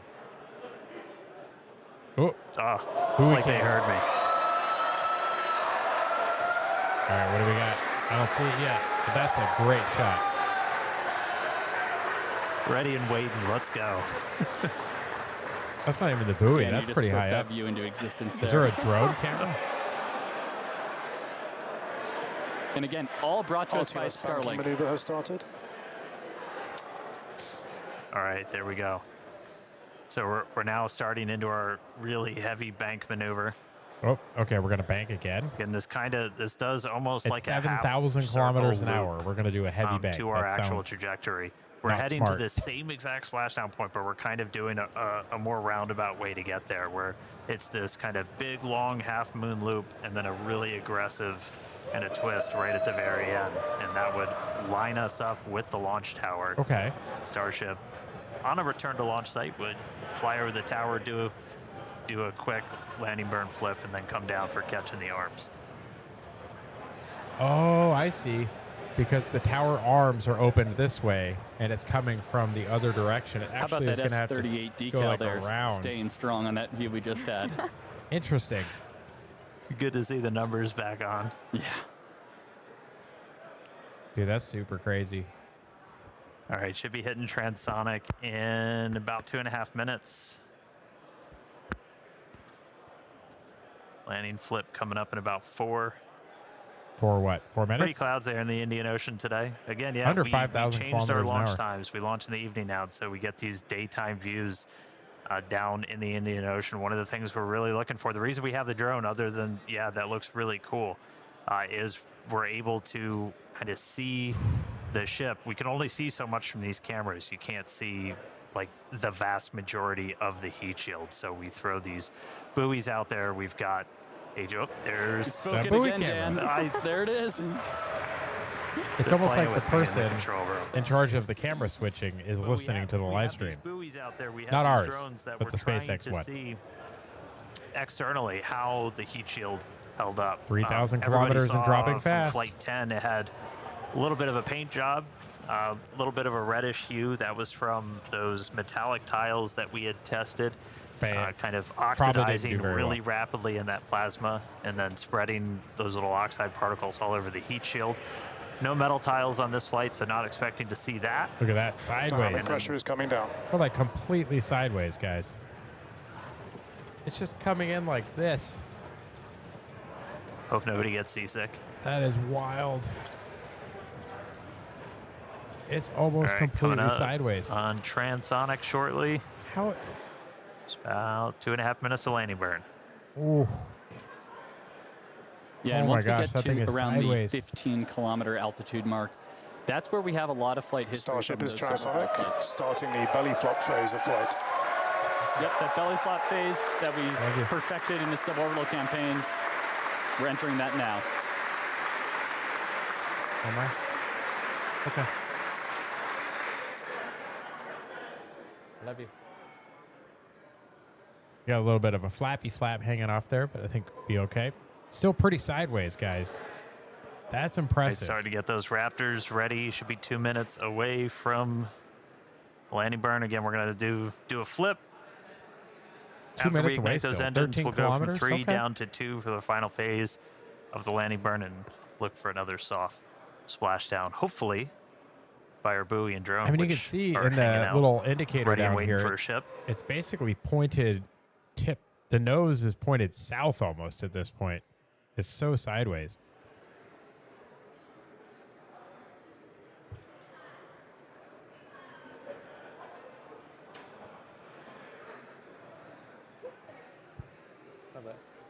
Seeing all 3 center engines have entered the chill phase. Night. Let's go, Chapman. We're almost there. 7 kilometers, 469 kilometers an hour. All right, less than a minute to go. Man, those flaps are starting to actuate quick. Let's go. The ship is making its turn for final approach. Chapman, I see you still have your triangle and here's logo. This kind of aggressive final turn. Look at the indicator down here, guys. This is crazy. It's doing like a hook. Now it's pointed like southeast. Engine chill, looks like. Flaps holding strong. Landing burn in just under 20 seconds. Looks like they're chilling down the engines. See the door that's closed? 1 kilometer. 340 kilometers an hour. Let's go. Landing startup. Landing startup. Let's go. Back to the live just in time. Welcome back.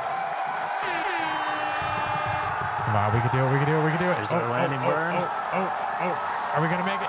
2 engines. 2 engines. 3 down to 2. Starship has landed. To nothing.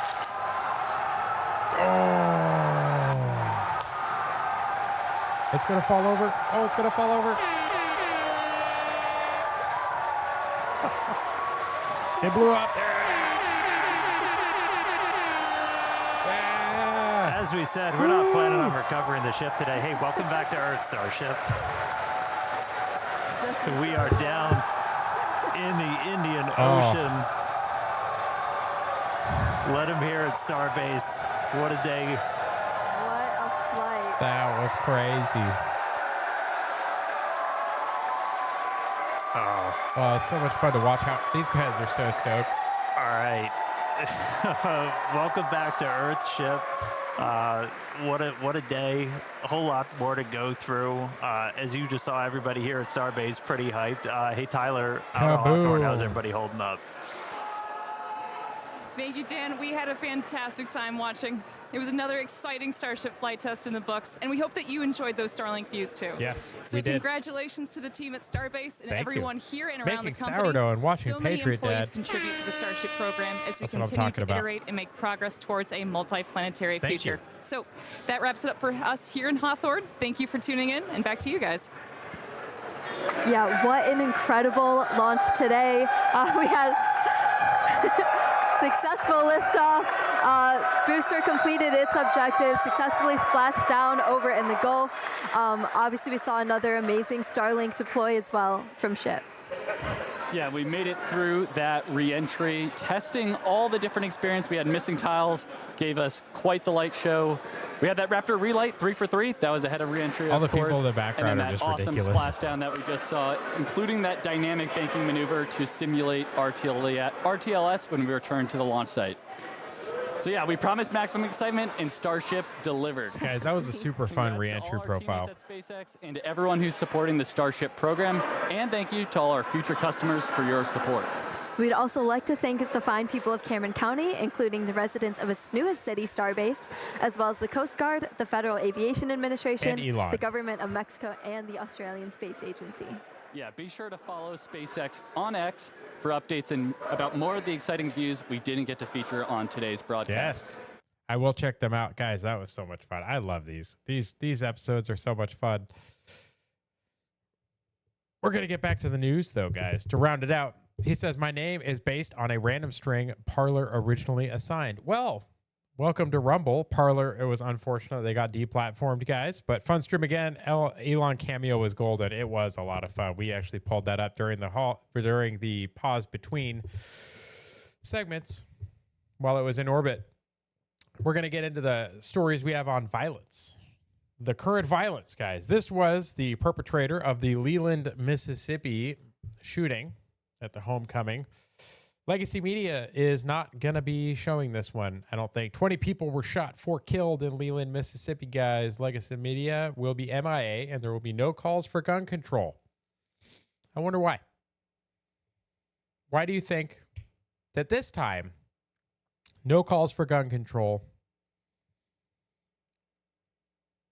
I don't know. I'll let you guys think about it. You can figure it out. You guys are smart. You're in my audience. I trust you. Matt Van Swall here. Charlotte, North Carolina therapist for children at a public school has just been arrested for allegedly attempting to murder her ex-boyfriend by poisoning him to death. Again, this is a therapist for children at a public school. Look, it's in the eyes, guys. Also, she looks like she needs to eat about 12 cheeseburgers a day for the next 6 months. Guys, there's something about progressive women, progressive white women especially. There is a sickness. There is a mental illness going on in our culture, and it is being pioneered by these people. Like, I don't even know what to say about this. This is a therapist for your kids. You want to send your kids to public school? I sure as hell don't. So I'm not going to. You got here, New York City machete attack suspect had 45. Let me repeat that. 45 prior arrests. It was just charged with hit and run that left a cancer survivor dead. You thought you had no words now. Just wait till now. I have even fewer words now, Shell. 45 prior arrests, guys. Again, it takes between 9 and 11 on average for people to be arrested before they start killing people. 45. On Saturday, we covered 2 stories where people had 33 prior arrests before killing people. This person was literally attacking people with a machete. 45 prior arrests. Like Stacey Ann says down in the comments, put POS examples in jail. Democrats are literally killing Americans. They don't care about you. They want you to live afraid. They want you to give them more power. They want you to give them more money, and they will never solve the problem because they're going to continue to use your fear and your suffering to get more money and more power over and over and over again. We can't tolerate this stuff anymore, guys. We just can't. We need to start locking up the people that are committing the crime, especially these violent offenders, guys. 45. 45. Kara says, I'm back, but still at dinner 3 margaritas deep. I'll give you 3 horns, Karen. 3 margaritas. It's not even Wednesday. I thought margarita was supposed to be Wednesdays, Karen. Well, welcome back to the stream. It's always good to have you. FBI launched Drunk Karen is fun. The FBI has launched a full investigation into Antifa and spent the weekend calling journalists who have been victims of Antifa violence. It says, I received a call from the FBI Sunday morning and confirmed others did as well. The Trump admin will take down this terrorist network, guys. It's good to see. Nick Sotor being asked. He said others are being interviewed as well. Their interactions with Antifa. You can see here a conservative alternative.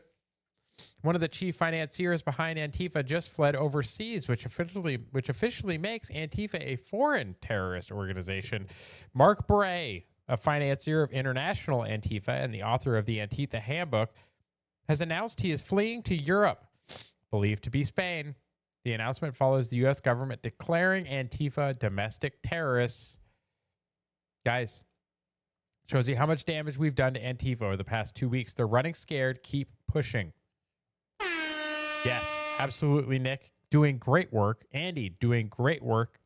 Amazing to see the panel of people that Trump brought to the White House late last week. Love to see it, guys. We need to keep pushing. Good to see you all. Thank you, Kara. It's good to see you as well. As Shell said, good to see you back. The memo went out all in unison. Just remember, guys, Antifa doesn't exist. It's not an organization except when they all have the same talking points. Let's see what they had to say. There's no Antifa. This is an entirely imaginary organization. There is not an Antifa. Like, I don't even know what Antifa is. There is no group. It's not even like far-right groups like the Proud Boys and Oath Keepers. Compared to right-wing extremists, Antifa-linked violence is rare and limited. It isn't an organization. It is in many ways mythology. It's not like the Proud Boys or the Oath Keepers, sort of. Oh, it's not like the Oath Keepers or the Proud Boys. Nice talking point. Thank you very much. Says, thank you for your entertaining coverage. I do what I can, man. I bring the news to the people. Mostly stories I find here on X, because X is the source of the news. The mainstream media can't be trusted. I like the group that we're curating here. You're more than welcome to join us at any time, every time. Just make sure everyone, you share out the live stream. Can we get a view count? We need a view count update, please. And then share out the live. Defined terrorist organizations with leadership that leads violence. Oh, you mean like a financier that flees to Europe, writes the handbook, like that kind of a leader? It's not a highly organized movement. It's a moniker. It's not a unified group like the Proud Boys are. Things like Antifa are things that are thought up. 192, fantastic. Thank you for the update, Shell. On this guise of going after Antifa, which is nothing. There's no organization called Antifa. Nobody's a member of Antifa because it doesn't exist. They are just declaring into existence something that doesn't exist. There is no Antifa organization, so maybe that's good for social media, but it really is non-existent. They exist on the internet in chat rooms and in 4chan and Discord and places like that, where they run discussion boards, trade tactics, documents, things like that. But none of them are called Antifa. Are you sure about that? Are you sure about that? Because it seems like you'd be wrong. But we're going to get out of violence, guys. That's enough about violence. They claim they don't exist. Show evidence. Show us the leader. Show us the group. Show us the characters, core tenets. Show us their locations. None of this is happening as far as we know. Everyone protesting the Trump admin, according to Trump admin, is Antifa. None of this is serious. Oh, really? The author of the Antifa Handbook Interesting. What other replies do we have to this moron? Some of the leaders. It's a decentralized. Oh, you got to remember, Grok is fairly woke, guys. So let's see. No official roster exists, but prominent advocates include Mark Bray, author of the Antifa Handbook. Based on interviews with activists worldwide, local figures in the groups like Portland's Rose City Antifa, not an organization, you say, occasionally speak publicly, yet the network emphasizes autonomy over command structures. Nah, I don't know if I believe that, but then we get into culture, guys. Just remember, when the old guard used to tell you what you should eat, they had their food pyramid. They said you should eat 6 to 10 servings of grains per day. They said you shouldn't eat fats. They say you should limit your intake of protein and eggs. Eggs used to be bad for you, cholesterol, right? Don't eat eggs. Which way, Western man, as Gigabase Dad here points out, which way? The people who eat eggs and steak, or the people who say that steak and eggs is bad for your cholesterol? Which one do you follow? Which one? I know which one I do. I eat beef every day, and it's delicious. I eat eggs most days. They're delicious, and they're good for you. So make sure you do that. And the last thing under culture, guys, these memes are always so good because you got to tell the truth. You got to get your ladies to tell you the truth. They try to gaslight you. Don't listen to them. There are no good men left. Be honest. I am being honest. Men don't want to settle down these days. Be honest. Okay, I wanted to marry a top 0.1% despite being average, and I couldn't adjust my expectations until it was too late. Thank you. This is almost all women nowadays, guys. They all want to fuck the same, like, 5 guys. Or as we showed on Saturday, sometimes they want to actually fuck 5 guys. Our culture is cooked. We got to fight for it back, guys. We got to repeal the 19th. We got to do something. I don't know what, but allowing the feminization of our culture, especially our men, has been very destructive. We need to take that shit back, guys. Don't tolerate this nonsense anymore. Just don't. JP here with memes. We're getting into the memes, guys. JP, man sad, man go outside, see Starship. We did that. We did this. Go outside, see Starship. Man, see Chopsticks catch Starship. Man, happy. Even if they don't catch it. Even if they don't catch it. We're still happy. Look, some of us weren't happy today. Then we came to the stream and we watched Starship. And now we're much better. Thank you, JP, as always. Great memes.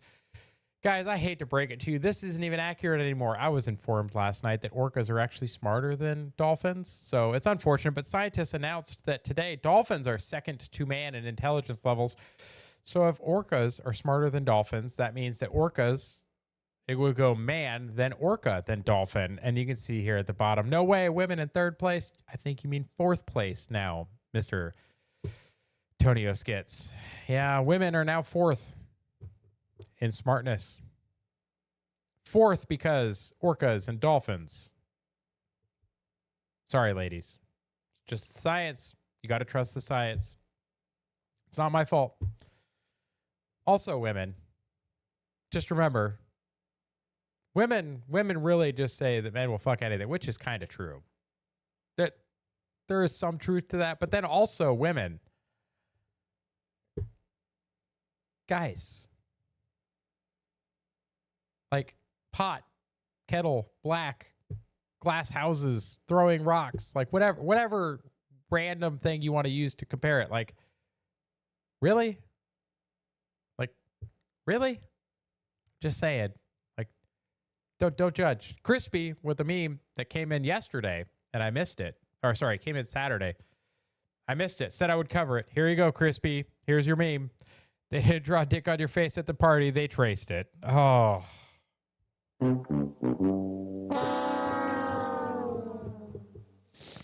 Yeah, that hurts. That hurts. Oh, that hurts. Yeah. Yeah, when that happens at the party, it's no good. It's no good. Let's see if we can get some. We got some Karen memes, guys. You always got to love Karen memes. Karen memes. And then one day, he met the only person oppressing him. Yeah, the person in the mirror. It's the same for everybody, guys. The person in the mirror is your biggest enemy. Your biggest obstacle is the person in the mirror. When you tell yourself you can't do something, you will believe it. When somebody else tells you you can't believe that you can't do something, F them. Go do it. But it's true. The biggest obstacle you have is the person in the mirror.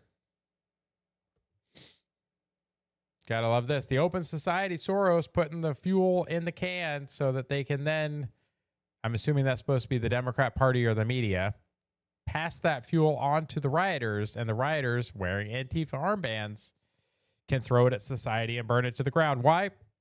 Because we've said it here on the show before, and we'll say it again and again and again. Progressives are just fine burning 95% of society to the ground if it means they can rule over the remaining 5%. The guilty scream the loudest. Yeah, that just hits different. It is interesting, isn't it? All the people that screamed and bitched and moaned, said Trump was this and that, they're all starting to go down. And I love to see every bit of it. We've seen Comey. We've seen Letitia James. Who else do you think we're going to see? Put it down in the chat. Put it down in the chat. Who else do you think we're going to see get indicted here soon? Democrats, crime now. Murder is a human right. Give us back our crime. Yes, guys, they get upset when you send the National Guard to their city and actually start stopping crime.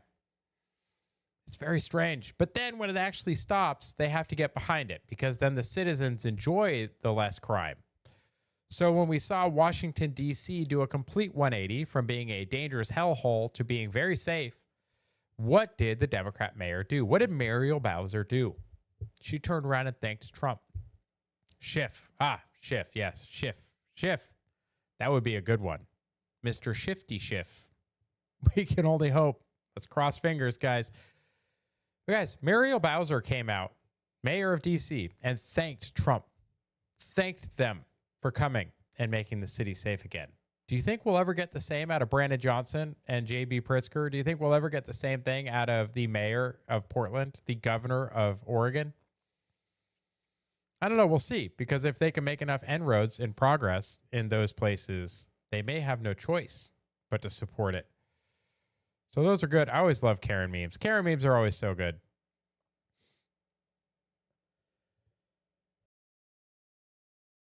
Oh, God. Still a little bit out of the weather, guys, but we're doing much better, much better. If anyone wants to send me another, let's see, do we have any memes? I think Gardner had sent me some on the chat. Yes. All right, we are going to open. We have a couple from Gardner. Not a meme, kind of. Okay. Well, let's get these pulled up. These are from Gardner's. These are Gardner's contributions. Time for pepper spray. Yes, guys.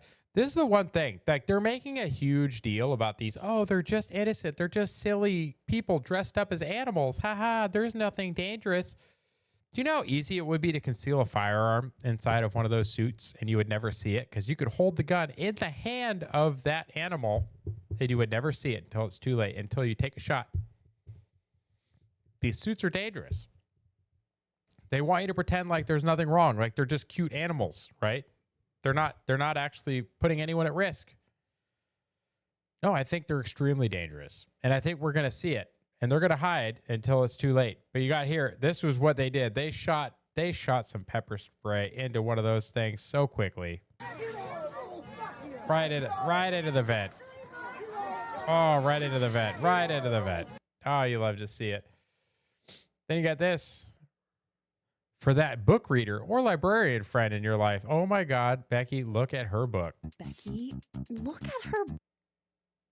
Okay, I will do this one last because the song again will get me demonetized. I swear Gardner is just always trying to get me demonetized. Nice 6-second. Happy birthday to the U.S. Navy. Yeah, guys, there's something about a battleship going full broadside that is just so fun. It's like watching an AC-130 gunship smoke a target. It's just so much fun. Gardner here, for 2 years, I've called for the return of hostages. 2 years. It only took me 8 months. Yeah, why didn't you guys get it done? Why are you upset at him?